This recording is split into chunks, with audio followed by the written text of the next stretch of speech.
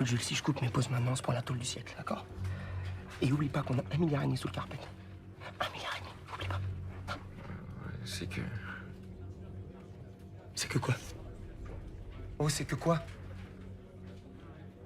Il est cramé, le 1,5 milliard.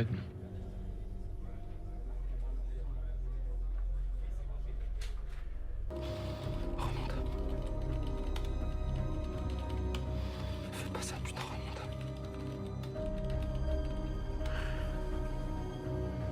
Pourquoi tu me fais ça? Pourquoi tu me fais ça? Pourquoi tu me fais ça? Pourquoi tu me fais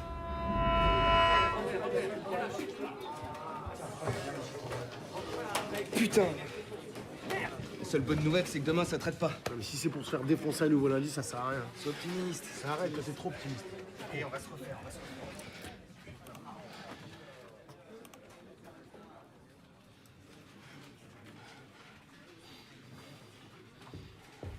Jérôme, Ouais?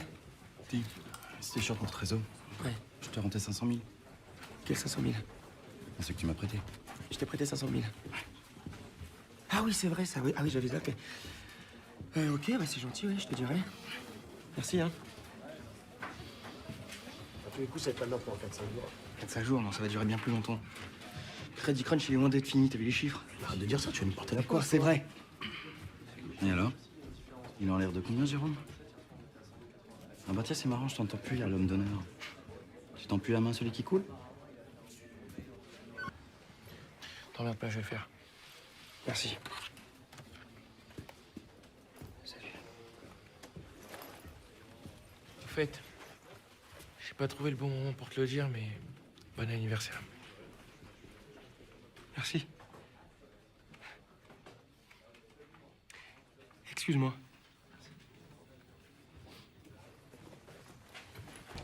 Jean-Pierre, qu'est-il de si urgent? On a découvert une faute de trading. Importante? On va vite le savoir. On cherche à joindre le trader. Vous le connaissez? Il y en a 200 comme lui dans la salle de marché. J'espère que non.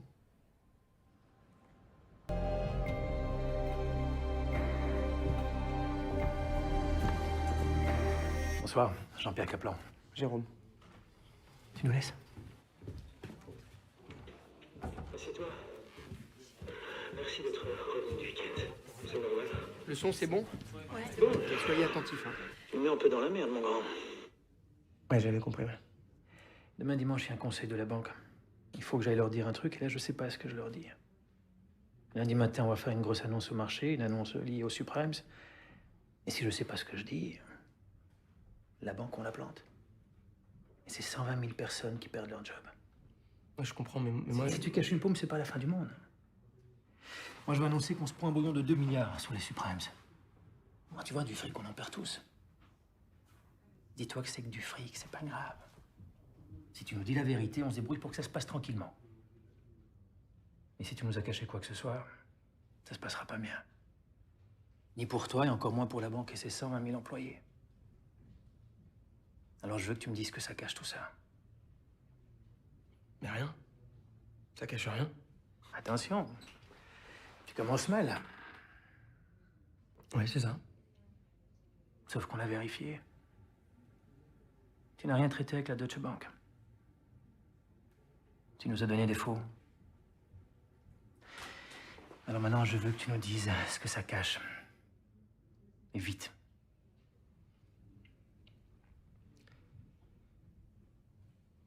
J'ai planqué le gain sous le carpet. Y a pas de dette. J'ai vraiment gagné 1,4 milliard. Attends.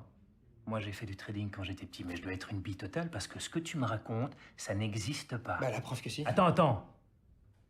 Je veux bien te croire, je veux bien te faire confiance, mais là, je sais que tu me racontes des cracks. Et quand on raconte des cracks, ça cache une peau. Je vous raconte pas de crack, vous pouvez vérifier les comptes au 31 décembre. Il y a bien 1,4 milliard dans les caisses. Bon, attends. Je comprends rien à ce que tu dis. Ça fait 2 heures que tu me balades. Ça suffit. Maintenant, dis-moi la vérité. Mais la vérité sur quoi? Sur ce que t'as fait! Un gain pareil, c'est impossible. Je veux que tu me dises où est cette putain de paume. Je sais plus comment vous le dire, hein. Regarde-moi dans les yeux. Regarde-moi dans les yeux quand tu me parles. Y a pas de paume. J'ai vraiment foutu le gain sous le carpet. Une minute.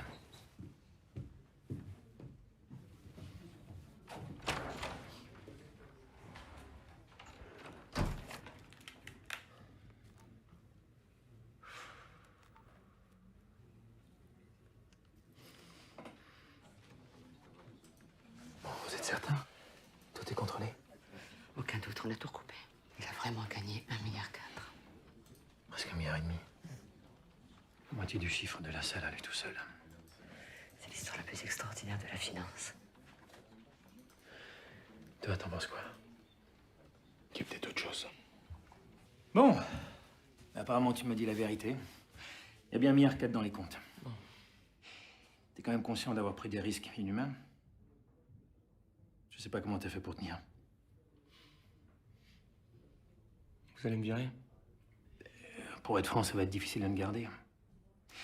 Ce qui est certain, c'est que t'es un très bon trader. On réglera ça en interne sans faire de vagues. T'auras pas de mal à retrouver du boulot. Tu peux rentrer chez toi. Ok. C'est drôle, mais pour quelqu'un qui a gagné 1,5 milliard, t'as une tête de défait. Non, non, j'ai pas une tête de défait. Un peu, quand même. Parce que je suis fatigué, je crois que j'ai besoin de sommeil. C'est peut-être pour ça. Et dis-moi juste, avant de partir, avec 1,5 milliard sous le carpet, t'as dû la jouer tranquille ce mois-ci. C'est-à-dire? C'est-à-dire, T'as pas repris de grosses positions en janvier? Non. Enfin, pas grand-chose. c'est quoi, pas grand-chose? Je sais plus exactement, mais... Je me souviens plus. Rassis-toi une minute. C'est quand même épatant. Je devais annoncer une perte de 2 milliards et j'en trouve, par miracle, 1,5 dans les caisses. Vive la finance. Moi, je sais pas si je vais pouvoir... Quand on fait des choses pareilles, on s'en souvient. Alors tu arrêtes de me balader et tu me dis ce que tu as fait. Maintenant! C'est pas facile, là, comme ça, de but en blanc. Arrête de me prendre pour un con. Tu le sais très bien. Non, pas exactement. Environ combien d'après toi?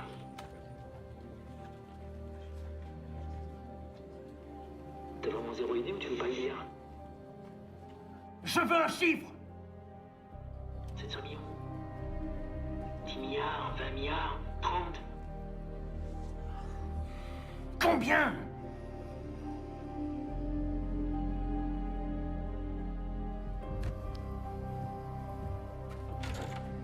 Oui, Jean-Pierre. 50. 50 quoi? 50 milliards. En janvier, il a pris 50 milliards de position à la hausse alors que le marché plonge dans les bas-fonds. 50? 50 quoi? Milliards. 50 milliards de positions. 2 fois les fonds propres de la banque. C'est pas possible. C'est mortel. Ça perd combien alors qu'il est là? Ça perd combien alors qu'il est? Au moins 2 milliards. Allô? Allô? M'a raccroché le nez. Estimez-vous que les contrôles ont été défaillants? Pour la seule année 2007, on a envoyé 74 alertes au sujet du compte de Jérôme Kerviel. Si vous appelez ça défaillant. Alors, à votre avis, ils sont aveugles ou incompétents? Personnellement, je penche pour les deux. Ne me dis pas que tout ça n'était pas visible. Si, c'était visible, mais on l'a pas vu. Et c'est normal. Donc c'était visible. Jean-Pierre, tu sais que je suis pas du genre à fuir mes responsabilités. Mais là, je peux t'assurer qu'il y a des têtes qui vont tomber. La tienne, pour commencer.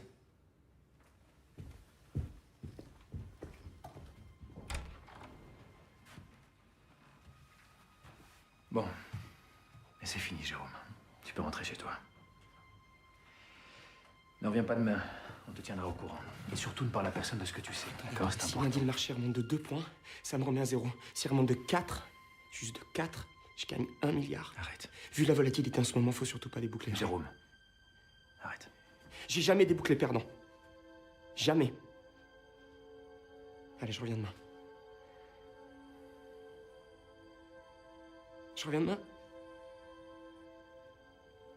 C'est triste. Comment vous sentez-vous aujourd'hui? Donc ça fait effectivement plus de 8 ans d'un combat judiciaire qui laisse forcément des traces, mais qui enrichissait énormément par ailleurs. Et je recommence, voilà, j'ai fini ma peine de prison depuis le mois de septembre. Et je recommence à reprendre une vie qui s'apparente à quelque chose d'une vie normale. Oui, vous écrivez un livre qui s'intitule « J'aurais pu passer à côté de ma vie ». Pourquoi? Alors, ces 8 années de combat judiciaire et d'expérience du monde de la police, de la justice, m'ont aussi permis de faire d'énormes rencontres. C'est aussi une phase de prise de conscience sur l'ancien métier que j'exerçais, trader. Et je me suis rendu compte que finalement, malgré toutes les épreuves, malgré tout ce qui a pu se passer, malgré les douloureux événements qui ont eu lieu, je suis plus heureux aujourd'hui que je ne le serais si j'étais encore aujourd'hui devant pendant 15 heures devant un écran d'ordinateur à faire de la spéculation. Et toutes les rencontres que j'ai pu avoir au cours de ces dernières années m'ont tellement rempli, tellement apporté que finalement c'est un message d'espoir et positif que je Vous vous êtes retiens. dit quoi? C'était pas la vraie vie? Je Non, passais à côté de ma vie? C'était pas la vraie vie parce que je passais plus de 15 heures par jour devant un écran d'ordinateur à faire de la spéculation, à essayer de gagner de l'argent avec de l'argent, au détriment de certaines sociétés, au détriment de certaines monnaies. J'ai à peu près spéculé sur tout ce qui peut exister sur la pleine finance, sur les matières premières, sur les taux d'intérêt ou autres. Et voilà, et effectivement, j'étais dans ce monde virtuel, dématérialisé, et cette affaire, quand elle a éclaté, j'étais à 10 milieux d'imaginer qu'elle allait me remettre dans le monde réel et me recentrer sur qui je suis aujourd'hui. Oui.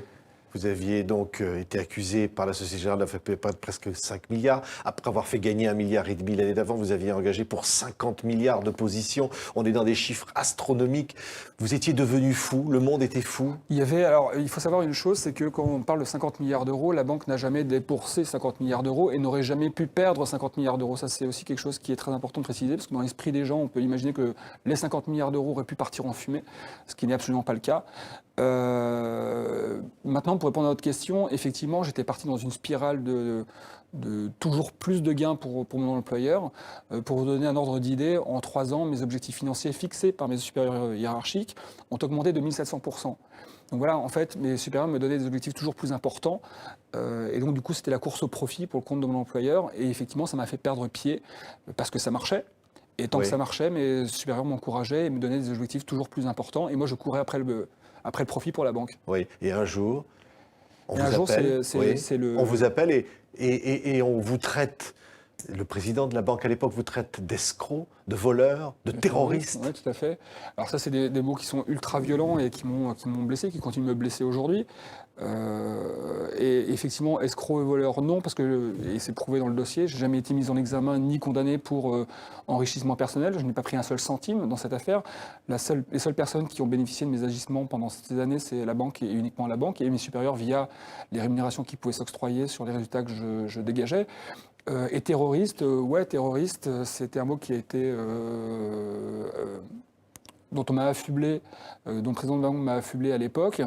Et ça, en fait, ça coïncidait avec un storytelling, j'imagine, qui allait très bien, car on avait trouvé un Coran chez moi.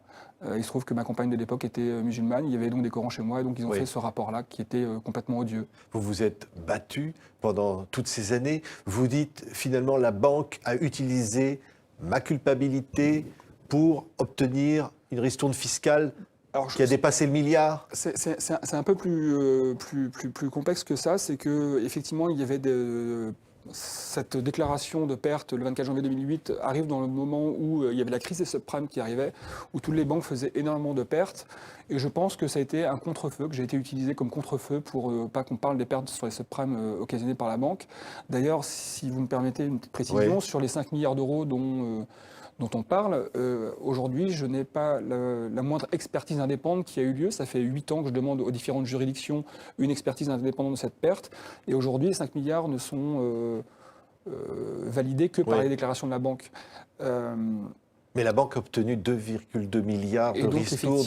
Et vous dites que c'est grâce finalement à ce stratagème où vous avez utilisé... Pour moi, c'est ma culpabilité et mon unique culpabilité de là où je me trouve, et le mobile.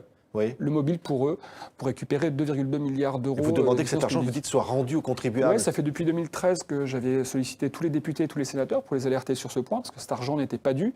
Il y a une jurisprudence constante du Conseil d'État qui encadre bien les conditions dans lesquelles ça peut être déduit, et ça ne rentrait pas dans les clous. Donc j'ai sollicité tous les députés et tous les sénateurs sur ce sujet-là. Certains de gauche comme de droite nous ont rejoints et ont interpellé les différents ministres de l'économie, sans résultat. Et récemment, donc suite à la décision de la Cour d'appel de Versailles, qui a fortement réduit ma responsabilité à 0,02%, le reste restant à la charge de la Société Générale, donc 99,98% à la charge de la Société Générale, il semblerait que Bercy ait décidé de récupérer ces 2,2 milliards d'euros. Donc je suis heureux d'avoir continué et de ne pas avoir baissé les bras pendant toutes ces années, parce que ça permet au moins de rentrer 2,2 milliards d'euros dans les caisses de l'État français aujourd'hui.